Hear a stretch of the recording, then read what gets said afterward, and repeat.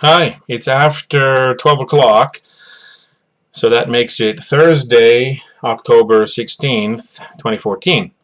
And I've been thinking about this video for a while, and the reason I wanted to make this video is just to do a few calculations. Now, I came to Japan in 1991, and I arrived in Japan time, October 8th, 1991.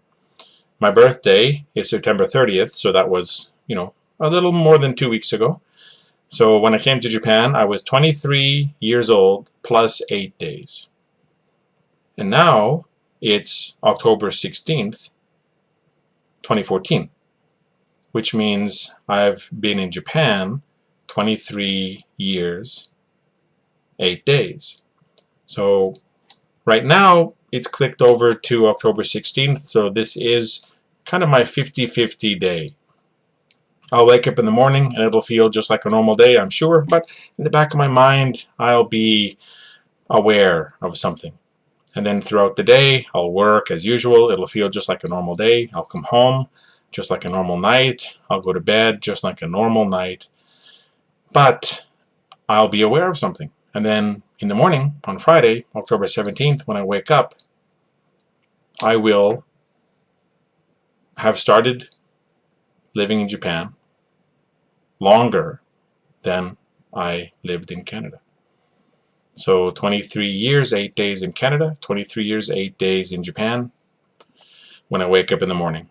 And then after that, the balance will shift. And I'll have lived in Japan longer than I lived in Canada. And that's quite remarkable. Sometimes I think back to 1991 when I was 23, when I came to Japan, and I don't really know who that guy was. I don't really feel like, that was me. But that was me, of course. But, are you really finished developing as a person when you're 23? Are you really kind of ready? Are you aware of yourself? What do you learn after that?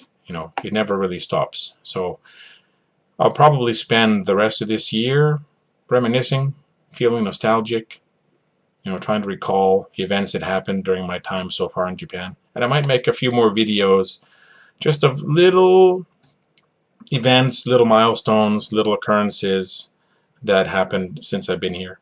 And one thing I'm aware of is it used to be a lot easier to fall out of touch with people. It used to be a lot easier to just lose contact. And today, people with Skype, people with email, of course, people with webcams like this, with access to YouTube, Facebook, Twitter, all of those things, it is a lot easier to keep in touch. It's a lot easier to maintain relationships in some form.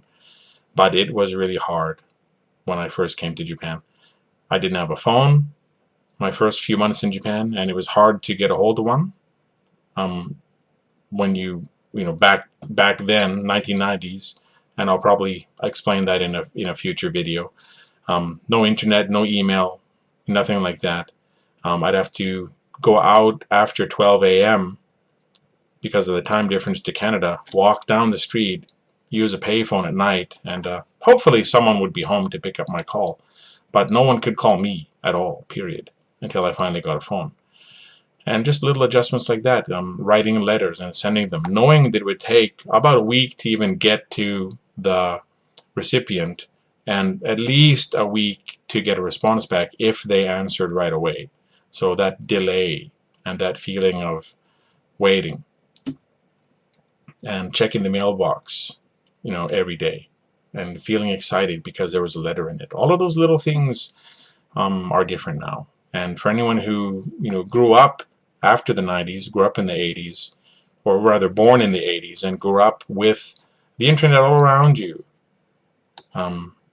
you don't really have memories of that kind of thing. You don't really realize how lucky you are right now. But anyway, that's a big digression. So the main point of this video is I've lived in Japan a really long time, way longer than I would have thought. And yeah, it's on my mind tonight. So I thought I'd share that. So anyway, that's all. And happy 50-50 day! Well, from me anyway. Bye-bye.